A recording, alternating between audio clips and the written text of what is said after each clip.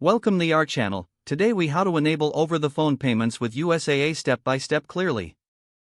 To enable over-the-phone payments with USAA, start by gathering your USAA account information. Next, locate the customer service number for USAA. You can find this number on the back of your USAA debit or credit card, or on their official website. Once you have the number, call USAA customer service. When prompted, enter your account number and any additional verification information as requested. After successfully verifying your identity, indicate that you wish to set up over-the-phone payments. A representative will assist you with the process. Be prepared to provide details such as your payment method and the amount you wish to pay. Confirm all information before submitting your payment. After your payment is processed, take note of any confirmation number provided. Make sure to inquire about any fees or processing times associated with over-the-phone payments. For future payments, remember that you can follow the same steps. Consider saving the customer service number in your contacts for easy access. Keep your account information secure and confidential at all times. If the page does not load, refresh the browser or try again in a private or incognito window.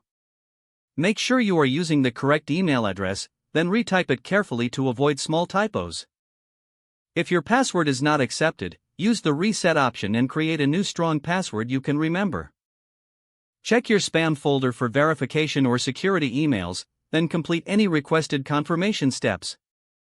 Enable two-factor authentication if available to improve account security and reduce unauthorized access risk. After signing in, review your profile details so your contact information and settings are accurate and current. If you see an error message, note it down and try again after restarting your device and internet connection. Log out when you finish, especially on shared devices, to keep your account and payment information secure.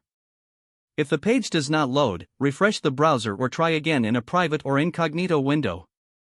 Make sure you are using the correct email address, then retype it carefully to avoid small typos. If your password is not accepted, use the reset option and create a new strong password you can remember. Check your spam folder for verification or security emails, then complete any requested confirmation steps.